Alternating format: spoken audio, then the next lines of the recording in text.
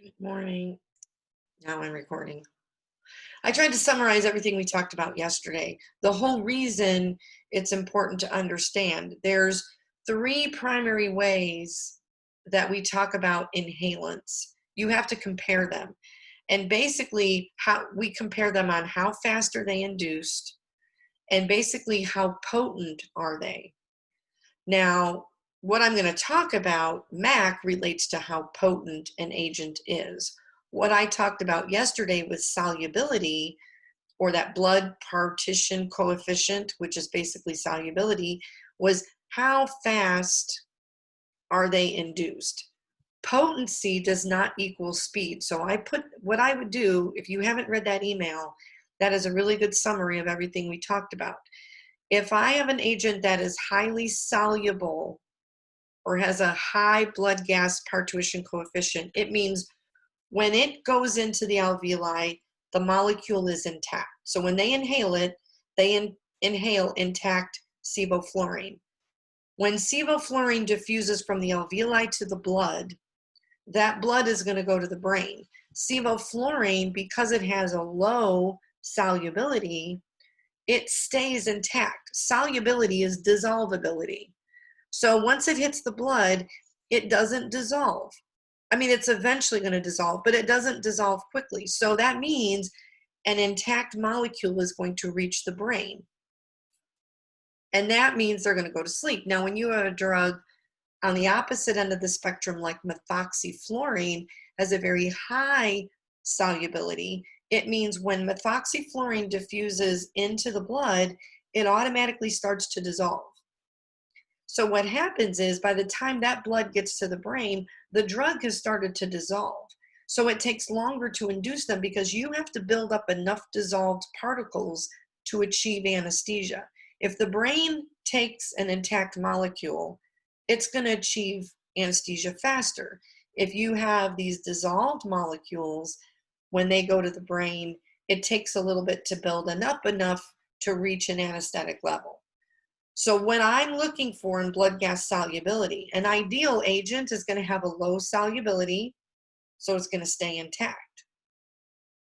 That's mainly, and the vapor pressure, they do compare agents, but most of the agents that I talk about all pretty much have a high vapor pressure. But there is a chart. Wait, do I have my book in here? Yes, I do.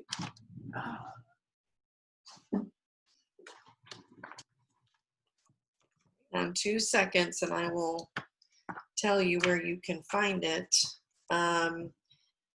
So in your chapter 3 book, inhalants start on page 83, and there is a chart on page 87. I'll type this here real quick.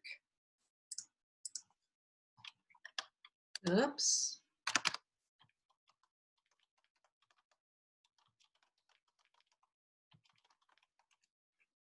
So on page 87, there's a very important chart, and it talks about the blood gas coefficient, the MAC, metabolism, and the vapor pressure.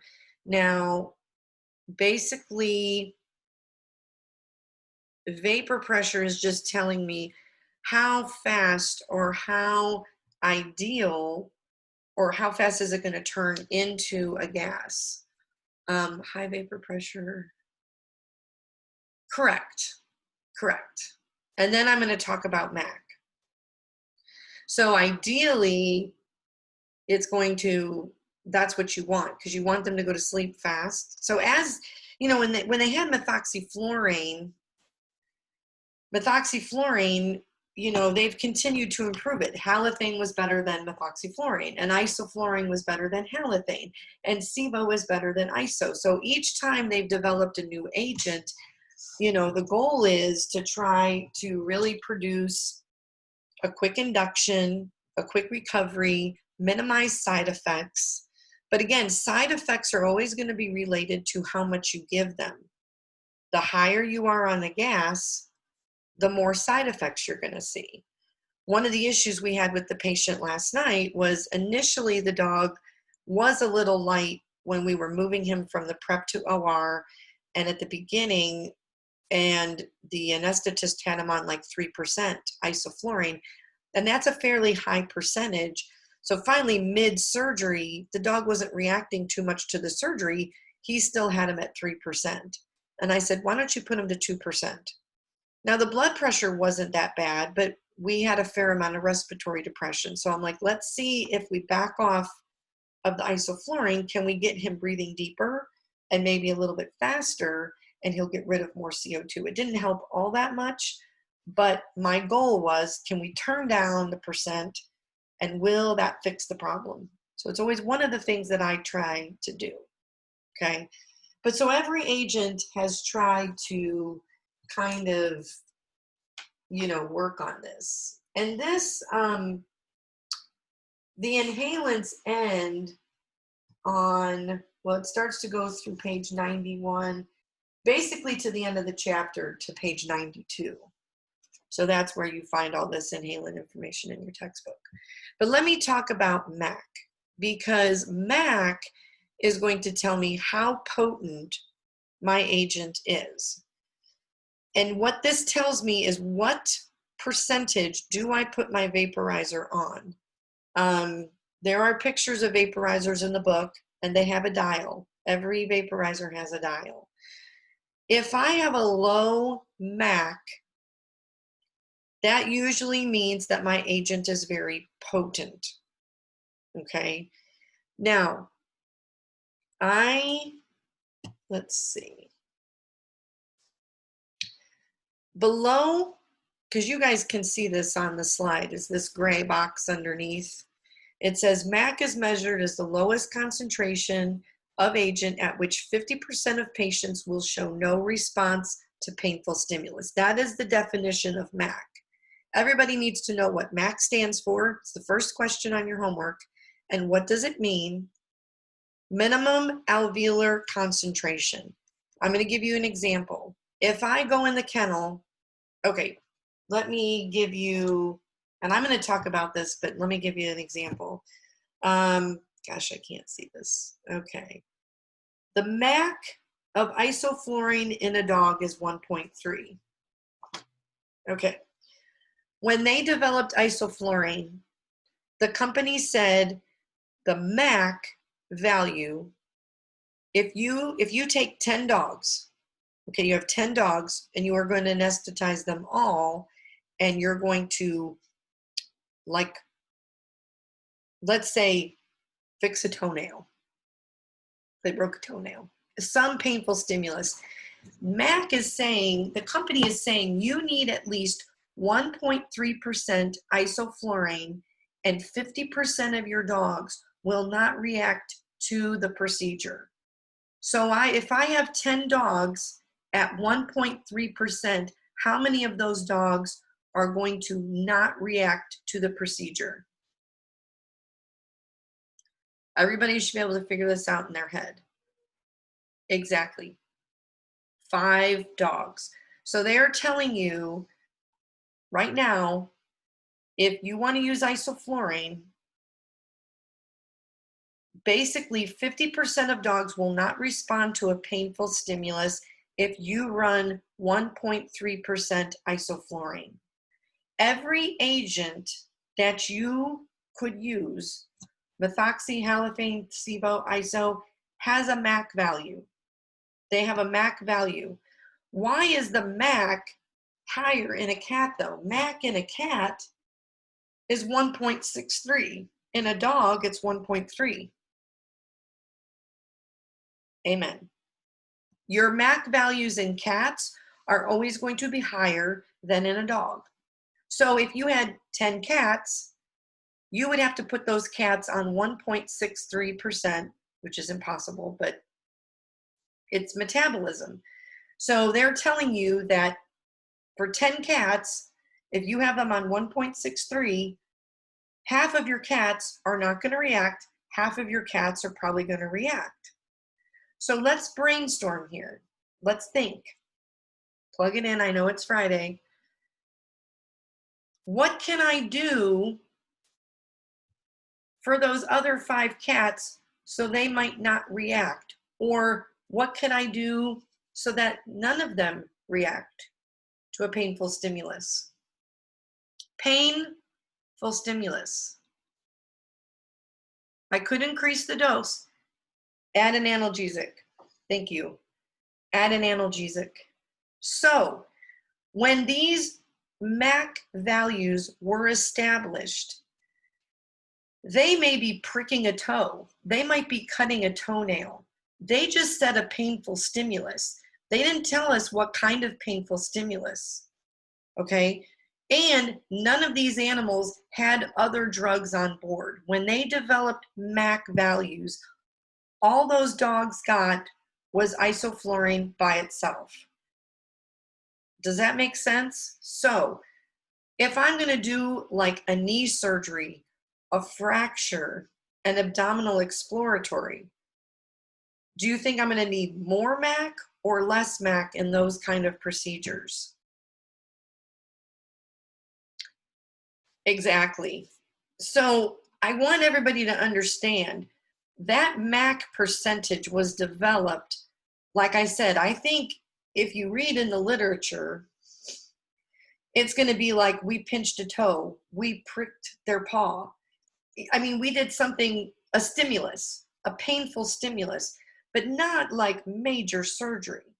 So I'm going to talk, so these values, what MAC does is it gives you a starting point. You could look up the drug and say, I should start my patient at this percent, but if I'm going to do anything painful, or I'm probably going to have to run more. I'm going to tell you, for a basic surgery, your dogs on isoflurane are going to be, and your cats can be anywhere from 1 to 3%. Okay, most dogs, like last night's surgery, and the surgery, I've been called in 3 Thursdays. Most of those dogs, and they were all abdominal exploratories for foreign bodies. The dog last night was at 3% for a while. I had one dog was able to be at 2, and one dog was able to be like at 1.75. So do you see that all of those surgeries were all above the MAC value? But we were doing major surgery, okay? Good question, Katie. Do you have to stay at MAC? Most of the time, you are going to be a little bit above MAC. But if you have a really good pre-med on board, you might be able to get below 1.5. I'm going to tell you the average that you would probably run from a surgery would be like 1.5 to 2% is probably a rough average for most canine patients with a standard pre-med and a standard surgery. I always have those dogs that have a really good pre-med on board, and I'm able to run them lower, but I have a hard time getting dogs below 1.5% during surgery. And you know MAC is 1.3. So I'm already at 1.5. So, but you knew, so how do pre-meds affect MAC? What do pre-meds do to your MAC value? They lower it. They do lower it. So I want you to know pre-meds are anesthetic sparing. The reason we give pre-meds is to spare anesthetic. I could go soup. Yes, soup. Make some soup. Good soup. I could walk in that kennel. I could meet you there at 2 o'clock, and I could say, grab me one of those dogs, and I can throw it on a table, and I can put a mask on it, and we can make it go to sleep. But I'm going to tell you, it's going to take a lot of isoflurane to get a dog asleep on strictly gas and do anything. So when you add pre-meds and you add induction agents, you're able to lower your inhalant. And then your inhalant is more of just a maintenance. And like I said, the dog last night was kind of giving us fits of like some tachycardia, and then sometimes he did get a little huffy puffy. He was a very interesting case. I'd even thought about asking the surgeon to say, can we give some more pain meds? Because especially when we started pushing on the little foreign body in the intestine, and the heart rate went up. So that area I knew was a little painful. But considering our dog slept for an hour and 20 minutes after surgery, I'm kind of glad we didn't give another dose of hydro because God knows how long he would have slept. He was very stubborn waking up. So I want you to know pre-meds will spare MAC, number one. What are other conditions that affect MAC? Well, they're right here. Age. The older they are, they shouldn't need as much. Metabolic activity. The lower the metabolism, they don't need as much. The colder they are, they don't need as much. If they have a concurrent disease, kidney disease, liver disease, don't need as much. Obese, other agents on board. So you always have to adjust your MAC based on your patient's clinical signs and pre-meds that you have on board. So again, the MAC just gives you a starting point. And then you have to go and evaluate your patient. So let me look at this. There's some notes under here that are very important to understand. I'm just using isoflurane because it's the most common agent. So I'm just using this as an example. But this pertains to all of the anesthetics, all of the inhalants. Every one of them has a MAC number, okay? It tells you right here, a vaporized setting of 1-time MAC is light anesthesia. So 1 times 1.3 is 1.3. So if you have a dog on 1.3, that's light anesthesia, which is stage 3 plane 1. Is that adequate for surgery? Can we do surgery in stage 3 plane 1? No. So what they're telling you is if you want to have surgical anesthesia, you need to be about 1.5 times MAC. It tells you right here. So you do need to know this. So 1.3 is 1 times. Half of 1.3 is roughly, we'll just say 0.7. So 1.3 plus 0.7 equals 2.0. So on isoflurane, 2.0% or 2% should give you surgical anesthesia. And what did I tell you? I said most of your patients for surgery will be maintained somewhere between 1.5 to 2% is an average. My patient last night was at 3. I've had patients get to that 1.5. It all depends, again, patient factors, temperature, temperament, pre-med effect. I mean, if I zonk a dog on a pre-med, I'll probably have a lower MAC. If I have a spasmatic dog that didn't like his pre-med and isn't going to sleep, I probably have to run more. Does that make sense? So the way they talk about MAC is 1 times MAC is correct. Anesthetic depth or surgical anesthesia should be 1.5 times your MAC. So if you have 1.3, this is the way I figure it out. 1%, 1 times MAC, 1.5 is 1.3, and then half of that is about 0.7. So you're roughly 2.0% for 1.5 times MAC. Caitlin, 1.3 is in the chart on page 87. 1.3 is the MAC of isoflurane. Does that make sense? So you would have to look up, you would have to know what is the MAC value of every agent. So that, do you see how I'm getting that? 1.3. MAC is different for all drugs. MAC is different for every agent. 1.3 is only isoflurane. That's why I'm just using. So if I look at this chart in your book, this is on page 87, okay? There is, you can't see this, but you'd have to look in your book. There is the agents and then the MAC values in the dog and the cat. So the MAC value in the dog for isoflurane is 1.3. If it's a cat, the MAC is 1.6. Does that make more sense? I got a question from Michaela and Caitlin. Okay, this is what I'm going to do. Everybody, listen for 1 second. This is just me doing math in my head. If my MAC is 1.3 of isoflurane, it tells you 1.3% in a patient will give you light anesthesia. If you're going to surgery, you need to run 1.5 times your MAC value. Okay, so what's 1.5 times 1.3? It's about 2.0 because it's 1.5, 1.5 times.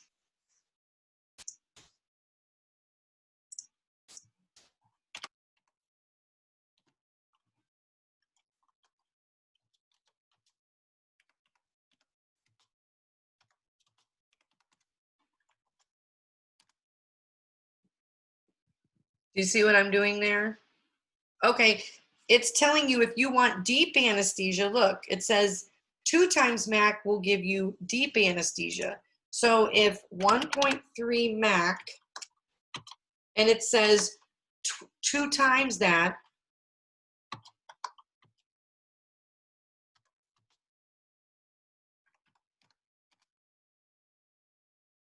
so 2 times the MAC value, 2 times 1.3 gives you 2.6%. So they're going to say if you're at 2.6%, you're going to be in deep anesthesia with most patients. Do you see how I got that?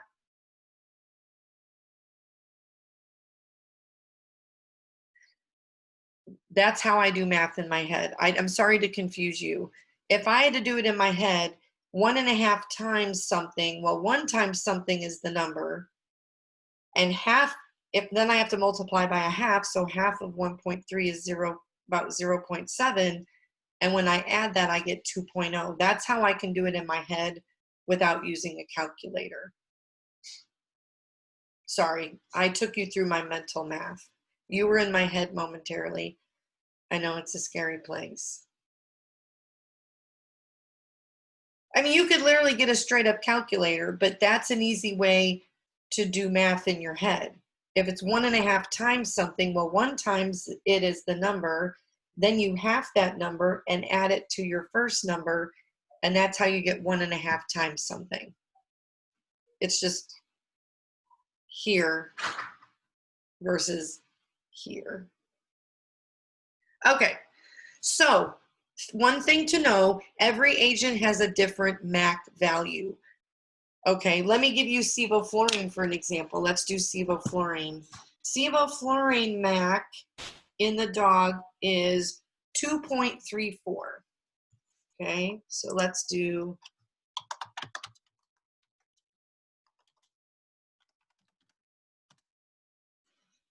That tells me if they are going to be light on Sevo, I will have them at 2.34%. If I want them deep, 2.34% times 2 equals roughly 4.68.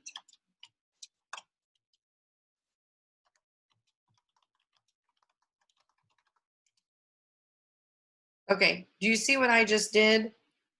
The SIVO for MAC, the MAC SIVO is, don't look at the MAC, don't look at the MAC for nitrous. Ignore it, ignore it, ignore it. You don't need to know it. Ignore it, ignore it, ignore it. Did I say know the MAC for nitrous on the homework? If I did, that's an error. Okay, everybody back up for 2 seconds. What anesthesia is telling you is whatever your MAC is, whatever agent you're using, and you're really going to not use nitrous, so don't worry about that one. If I'm using SIVO, iso, halothane, or methoxyflurane, okay, 1 times that MAC value, those patients are going to be light. Okay, if you want them to have surgery, you need to run 1.5 times whatever your MAC value is. So 1.5 times that number will give you surgical anesthesia. If you want deep anesthesia, you would run 2 times whatever your MAC is. Okay, So that's what it's telling you. That's what MAC is telling you. Trying to get to my calculator.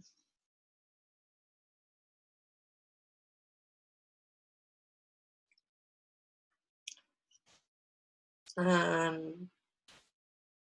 I can't open my calculator.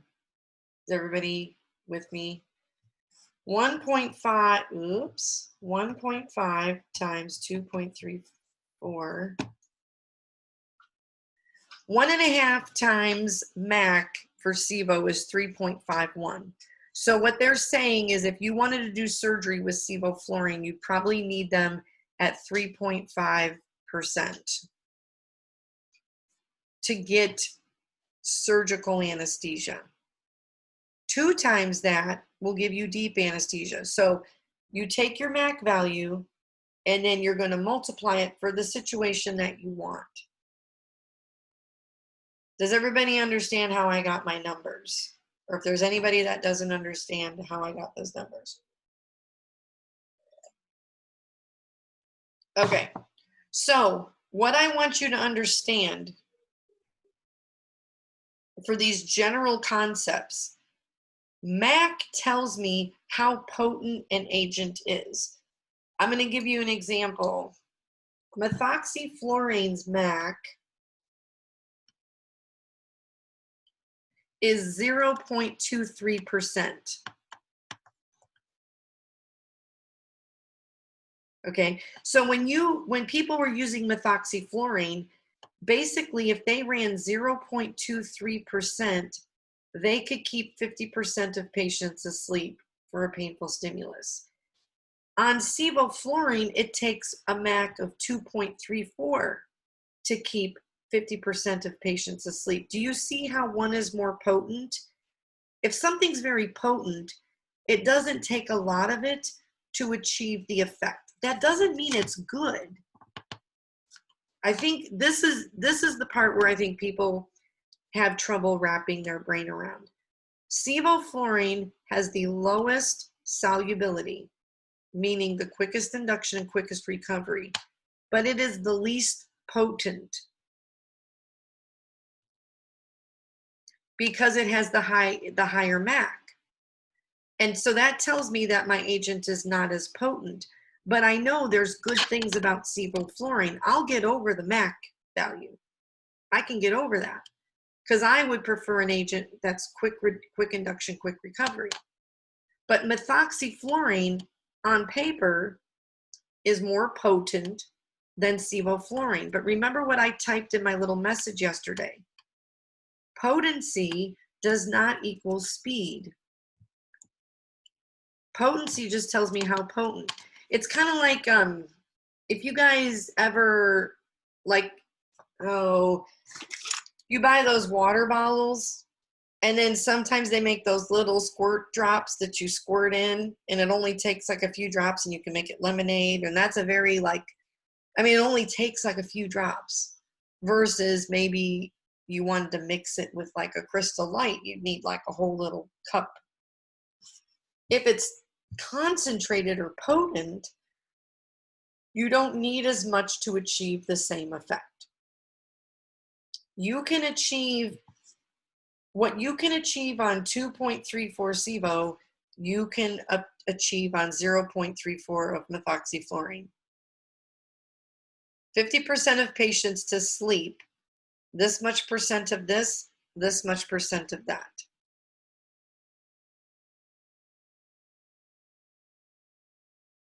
Yes, Caitlin. So Caitlin just typed there, if I'm grading them from potency, the most potent is methoxyflurane, the least potent is sevoflurane. In your head, you might be going, but don't I want something that's very potent because I don't want to use a lot of it? Potency does not necessarily mean efficacy or what is better. All I'm saying is this agent is more potent, this agent works faster.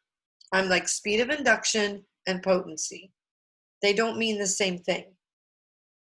Now, that's hard to wrap your brain around because to me, I'm like, well, if it's potent, doesn't that mean it works faster and it's better? Don't let your brain go there. It's not going to make sense.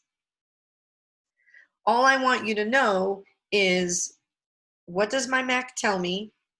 My MAC value tells me how potent an agent is, and it tells me what percent I should have my patients on. Let me get into some of the agents really quick, because I know it's 10:47, and I'll continue to talk about this. I want you to put a note on here, isoflurane, because I have a note about all of these agents are color coded.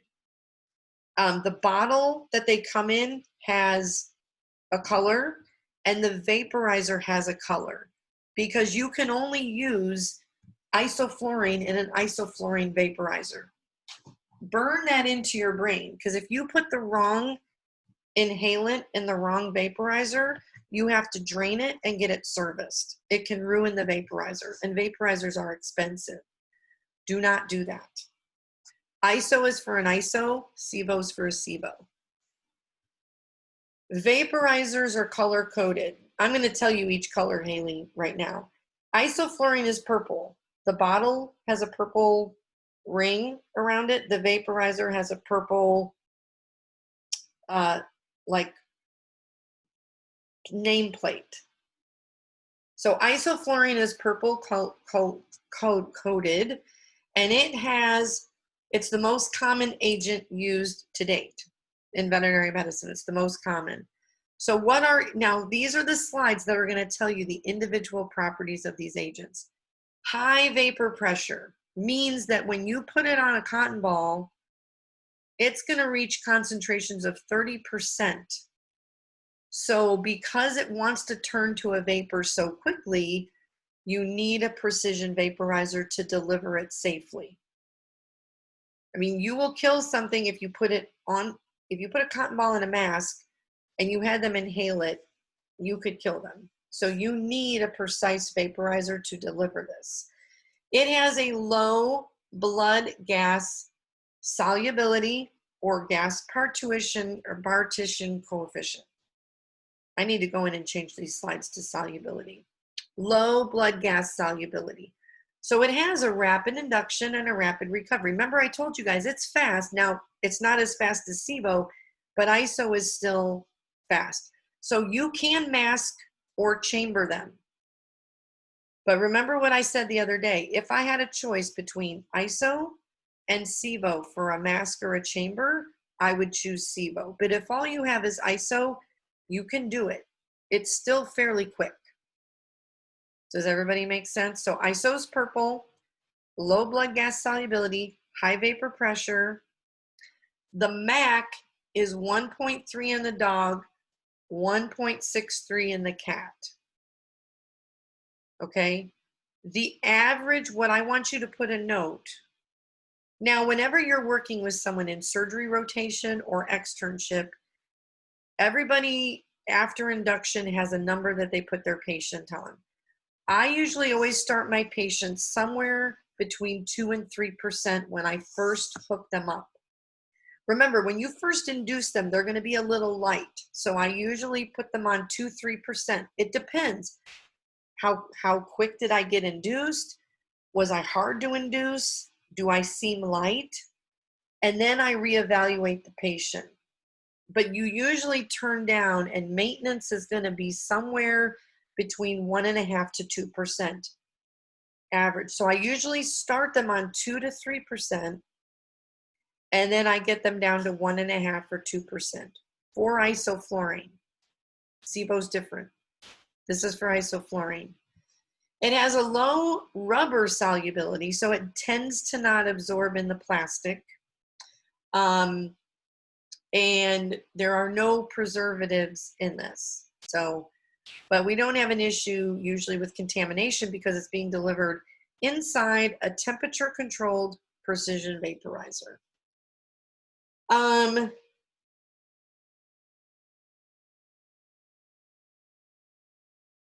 me go to the next slide.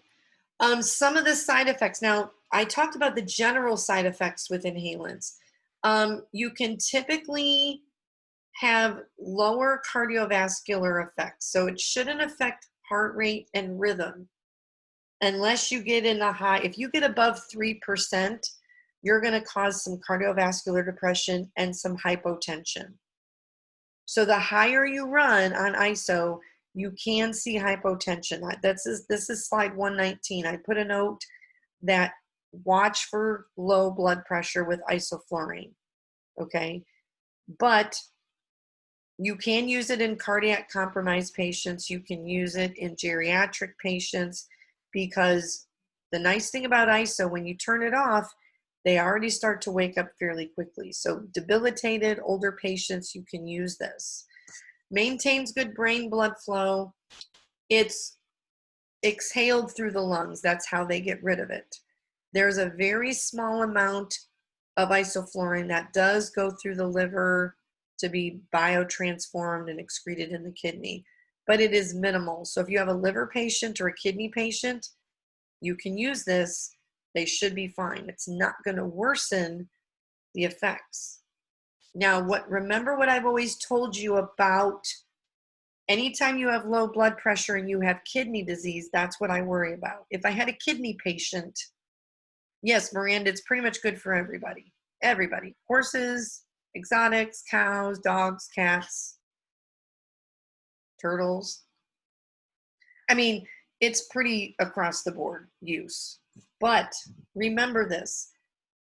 It's the effect on the kidneys. It's not going to require a lot of metabolism and excretion because it's pretty much exhaled. But when you run really high percents of isoflurane and you make their blood pressure worse, that can be detrimental to the kidneys. Do you see what I'm saying? If you drop blood pressure so low and you don't maintain kidney perfusion, it's not the drug itself that damaged the kidneys, but the hypotension insulted the kidneys and caused the problem. Everybody needs to understand that, because that's probably the number one thing I battle with ISO, is trying to run a low enough amount where I keep my patient asleep, but I maintain a good blood pressure. And all patients are different. So just watch. So how have I said that now, like 3-4 times? Is blood pressure important? Again, doesn't necessarily cause tachycardia, doesn't necessarily decrease cardiac output. When you get above 3% or higher, you're going to see respiratory depression, hypotension, potentially bradycardia. I know I've got 5 minutes, but let me make an important statement. I hear stories from people out in practice all the time, and I've worked in a lot of practices. Some doctors don't use a lot of pre-meds. I even knew there was a doctor that says, let's mask everything down because it's the safest thing we can do from a metabolism standpoint. But when you use these agents by themselves, you have to run percentages upwards of 3-4. I even had a student come back and she said they had a surgery at 5% ISO the entire surgery, and the dog was still trying to move. They didn't use any analgesics in the pre-med. Isoflurane has no analgesic properties. Do you know what it does? It keeps your patient asleep so they don't move. When they wake up, they're going to feel it. So I was kind of horrified to say this dog was having I think it was a fracture repair that received ACE, and then it was masked down. ACE, no analgesic properties. ISO, no analgesic properties. So the only thing this dog had on board was gas, and it has no analgesic properties. And she said it woke up awful, and this was a long, long time ago, but I never forget that, because I was just like, she ended up leaving that practice. I was like, run like the wind, because that is malpractice in my brain. So what I want you to understand is one of the best doctors I worked with a critical care specialist, and he's still a good friend of mine. When I was in surgery with him, and we would do emergency surgeries, he's like, Christine, I don't want them higher than 2%. If you keep having to go 2.5%, 3%, 3.5%, he goes, we have to give them some analgesia, some more hydro, some fentanyl, because it means they are potentially still feeling something. If I keep having to turn up the ISO, it means I have not achieved adequate analgesia. So he knows physiology, and he's like, if you keep turning up the gas, you're going to see more of these side effects. So he'd rather me keep the gas at 2 and give some intravenous hydro. And normally I was able then to keep my gas down because I was giving them pain meds. They didn't need as much gas, making soup. So exhaled, good relaxation, little or no, there's no analgesic properties. Now, there is this kind of accessory compound. As long as you're changing your carbon dioxide absorbent or your like soda lime, those little granules. But what they're saying is the isoflurane can mix with expired soda lime and create this carbon monoxide. Now, if you have a good scavenge system and good flow, that's not a problem. If you, for some reason, didn't have good flow through your system, you wouldn't want the patient inhaling that. So you make sure your soda lime is good. Now, let me just mention something about sevoflurane. Sevoflurane is very closely related to ISO. High vapor pressure, same thing. It's going to reach high percentage. You need a precision vaporizer. It has the lowest blood gas solubility, blood gas parturition coefficient. So it is basically non-irritating, so it doesn't smell as bad. So good for mask. It's also good for masking because it's quick. Now, this says high controllability of depth is desirable for equine patients. That's very much a company statement. I know a lot of equine surgeons that would prefer ISO because they don't like the speed.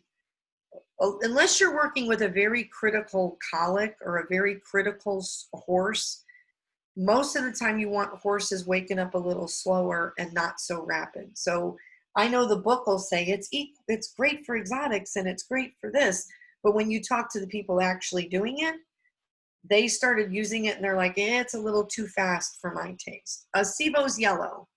Sevoflurane is yellow. ISO's purple, Sevo's yellow.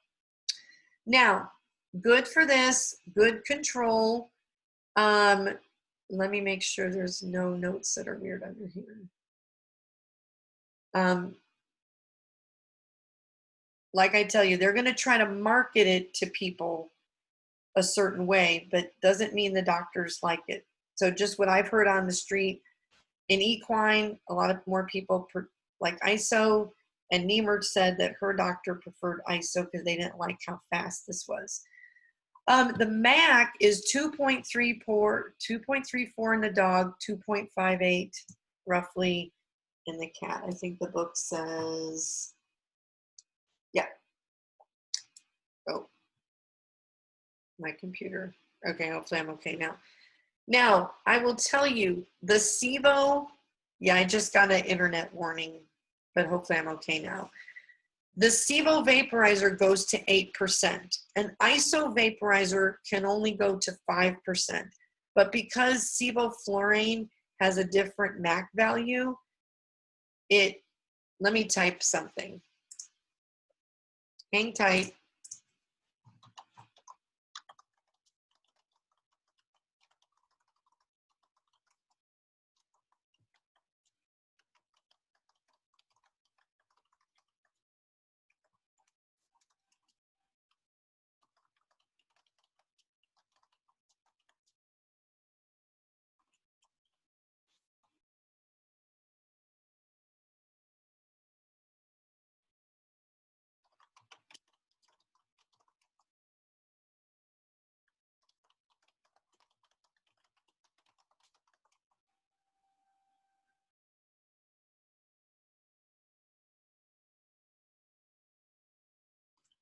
Hey, can you see me?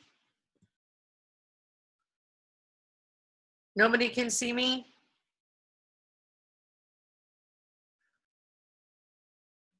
Okay, as long as you can hear me, on my screen, I'm still moving and doing it unfrozen.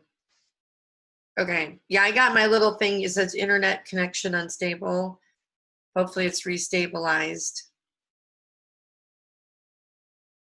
Okay. Hopefully I'm getting better. Sorry.